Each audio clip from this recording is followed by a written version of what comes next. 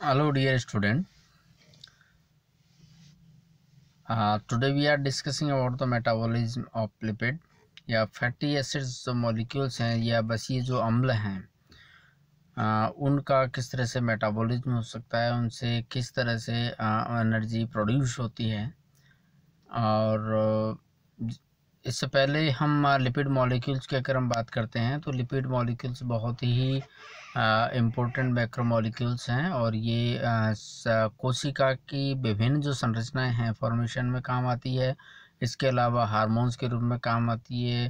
Then उसके बाद में बहुत सारी जो मॉलिक्यूल्स हैं जैसे हार्मोन्स वगैरह उन सब में फैटी एसिड्स का फॉर्मेशन होता है। इसके अलावा बहुत ही इम्पोर्टेंट रोल है लिपिड्स का, वो है इसमें रिजर्व फूड मटेरियल के रूप में काम आती है।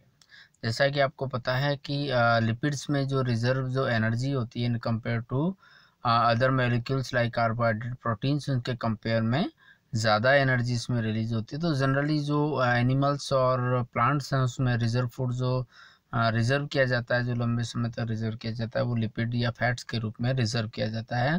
देन जब उसकी ज़रूरत पड़ती है तब उससे एनर्जी रिलीज उसको काम में लिया जाता है। तो जो स्टोरेज जो लिपिड्स हैं उसमें केमिकल एनर्जी स्टोर रहती है और उसको कैटाबॉलिज्म के दौरान जब उसका कैटाबॉलिज्म मतलब डिग्रेडेशन या उसका मोबिलाइजेशन, उसके दौरान उसको छोटे मॉलिक्यूल्स में उसको ब्रेक किया जाता है और उस ब्रेकिंग के दौरान उससे एनर्जी रिलीज होती है।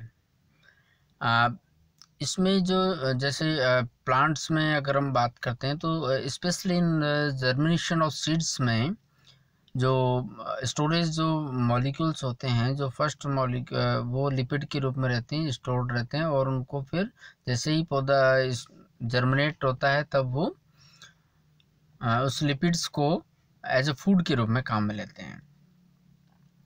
जो लिपिड मॉलिक्यूल्स होते हैं जो जनरली ट्राई एसाइल ग्लिसराइड्स के रूप में रहते हैं और ये लिपिड जो ड्रॉपलेट्स हैं उसके रूप में एक एक स्पेशल जो स्ट्रक्चर है ड्रॉपलेट की, उसके अंदर ये रिजर्व रहते हैं। जो मेटाबॉलिज्म ऑफ लिपिड्स जो होता है उसको हम जनरली दो पार्ट्स में डिवाइड करते हैं, बीटा ऑक्सीडेशन और अल्फा ऑक्सीडेशन। बीटा और अल्फा ऑक्सीडेशन एक्चुअली ये दोनों नाम कार्बन जो है, कार्बन की किस कार्बन का ब्रेकिंग हो रहा है उस पर ये डिपेंड करता है। पहला जो होता है वो अल्फा कार्बन होता है और सेकंड जो होता है उसमें वो बीटा कार्बन होता है। तो जहाँ से वो ब्रेक होता है उसी के आधार पर इनके दोनों नाम पड़े। तो बीटा ऑक्सीडेशन में 2 कार्बन मॉलिक्यूल्स बनते हैं और जो बीटा ऑक्सीडेशन में बहुत ही इम्पोर्टेंट इवेंट्स है या बहुत ही इम्पोर्टेंट साइकिल है जिसके दौरान लिपिड मॉलिक्यूल्स को एसिटाइल को एंजाइम में कन्वर्ट कर दिया जाता है। बीटा ऑक्सीडेशन प्लांट्स में जनरली ये पेरोक्सिसोम्स और ग्लाइकोसिसोम्स में होते हैं और एनिमल्स में ये माइटोकॉन्ड्रिया मैट्रिक्स में होता है। ग्लाइकोसिसोम्स और पेरोक्सिसोम्स दोनों ही एक तरह से unit membrane bound cell organelles हैं और दोनों की स्ट्रक्चर लगभग सेम होती है। Peroxisomes are characterized by the presence of the catalase enzymes. और ठीक है, तो यहाँ पे ये डायग्राम दे रखा है कि किस तरह से जर्मिनेशन के दौरान जो लिपिड मॉलिक्यूल्स हैं उसको बीटा ऑक्सीडेशन के द्वारा उसका उपयोग में लाया जाता है। तो सबसे पहले जो लिपिड मॉलिक्यूल्स हैं वो ऑयल बॉडीज जो होती है वहाँ पर रिजर्व रहते हैं ट्राइसाइल ग्लिसरॉल के रूप में। ये जो फैटी एसिड्स जो होते हैं वो फैटी एसिड्स ट्राइसाइल ग्लिसरॉल के रूप में रहते हैं। जिसे देखिए दिस इज इसमें ये इस साइड पे ये ग्लिसरॉल है और ये फैटी एसिड्स हैं। और इस फैटी एसिड्स में देखिएगा ग्लिसरॉल मॉलिक्यूल्स में 3 फैटी एसिड्स इसमें जुड़े हुए हैं और एक सैचुरेटेड हैं, 2 अनसैचुरेटेड हैं। और जो जनरली जो एनर्जी की अगर हम यहाँ पे बात करते हैं तो जो फैटी एसिड्स में जो फैटी एसिड्स से हमें करीब 95% एनर्जी मिलती है और जबकि ग्लिसरॉल से उससे 5% एनर्जी हमें मिलती है। ओके,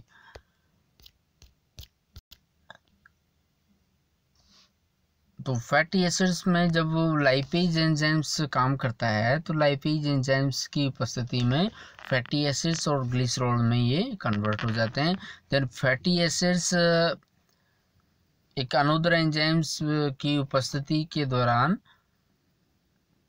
और यूटिलाइजिंग एटीपी वो कन्वर्ट होता है एसाइल कोएंजाइम ए। इसको बोलते हैं हम activation of the fatty acids, क्योंकि इसके ये बहुत ही इम्पोर्टेंट रिएक्शन है, क्योंकि जब तक इसका ये एक्टिवेशन नहीं होता है तब तक उसका आगे का मोबिलाइजेशन नहीं हो सकता। और ये बहुत ज़रूरी भी है क्योंकि बहुत सारे फैटी एसिड्स मॉलिक्यूल्स पूरी जो कोशिकीय जो संरचना है उसमें रहते हैं। तो किसी भी मॉलिक्यूल्स का अगर वहाँ पर कैटाबॉलिज्म हो गया तो पूरी सेल्स को डिस्ट्रॉय हो जाएगी, इसलिए स्पेसिफिक मॉलिक्यूल्स का ही एक्टिवेशन होता है। और जिन मॉलिक्यूल्स का एक्टिवेशन होता है वही आगे जाकर के डिग्रेडेशन में पार्ट लेती है। तो ये डिग्रेडेशन भी एक स्पेशल ऑर्गेनेल्स के अंदर होता है, जिसे इन प्लांट्स में ये ग्लाइसोसोम होता है। तो जब एक्टिवेशन होता है फैटी एसिड्स का तो ये कन्वर्ट हो जाती है एसाइल कोएंजाइम में। देन एसाइल कोएंजाइम में कन्वर्ट ये बीटा ऑक्सीडेशन में जाता है और बीटा ऑक्सीडेशन से हमें क्या मिलता है, acetyl coenzyme A. Last product होता है बीटा ऑक्सीडेशन का एसिटाइल कोएंजाइम है। और ये एसिटाइल कोएंजाइम है फिर सिट्रेट में कन्वर्ट हो जाता है, देन आइसोसिट्रेट में और ग्लाइकोजिलेट में, देन मेलेट में। तो ये ग्लाइकोजिलेट या टीसीए साइकिल जो होता है उसके थ्रू ये कन्वर्ट होता रहता है, टीसीए या क्रेब्स साइकिल जिसे हम कहते हैं, उसके थ्रू ये उसमें कन्वर्ट होता है। साथ में एनएडीएच का प्रोडक्शन भी ये करता है, जो आगे जा कर के थ्रू ईटीसी साइकिल वो एनर्जी रिलीज करते हैं। देन उसके बाद में इससे जो बनने वाले जो इंटरमीडिएट हैं इसमें ग्लाइकोजेट साइकिल में, जैसे फॉर एग्जांपल सक्सिनेट, तो succinate is also part of the Krebs cycle. और क्रेब्स साइकिल होता है माइटोकॉन्ड्रिया में, तो सक्सिनेट फिर फ्यूमेरेट और मेलेट में कन्वर्ट हो जाता है इन माइटोकॉन्ड्रियल मैट्रिक्स में। और इसी के साथ में ये FADH2 और NADH2 का प्रोडक्शन भी करते हैं।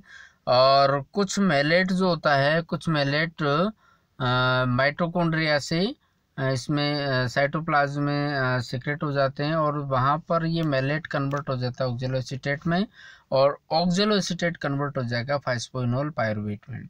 ये फास्फोइनोल पायरुवेट 2 कार्बन मॉलिक्यूल्स होते हैं और ये आगे जाकर के फिर through the gluconeogenesis cycles he convert हो जाता है हेक्सोज में। एक्चुअली ग्लूकोनियोजेनेसिस क्या है, जैसा आपको पता है ग्लाइकोलाइसिस से एक रिएक्शन होती है जिसमें हेक्सोज शुगर को कन्वर्ट कर दिया जाता है फास्फोइनोल पायरुवेट में। यहाँ पर उल्टा हो रहा है, फास्फोइनोल पायरुवेट से फिर हेक्सोज का फॉर्मेशन, मतलब ग्लाइकोलाइसिस की रिवर्स रिएक्शन यहाँ पर होती है। और फिर हेक्सोज शुगर्स बनने के बाद में फिर हेक्सोज शुगर का यूटिलाइजेशन एज ए पॉलीसेकेराइड में हो सकता है, अमीनो एसिड फॉर्मेशन में हो सकता है, या एनर्जी प्रोडक्शन में काम लिया जा सकता है, या और कोई मेटाबॉलिक इंटरमीडिएट फॉर्मेशन में ये काम में लिए जा सकते हैं, कोई न्यूक्लियोटाइड के फॉर्मेशन में ये काम में लिया जाता है। तो डिफरेंट टाइप के वर्क से कर सकते हैं एक्सोस मॉलिक्यूल्स जो बनते हैं उसमें। तो this is about overview of the mobilization of storage lipid during the germination. इसके अलावा अगर हम बीटा ऑक्सीडेशन की बात करते हैं तो इससे पहले हम इसका जो एक्टिवेशन है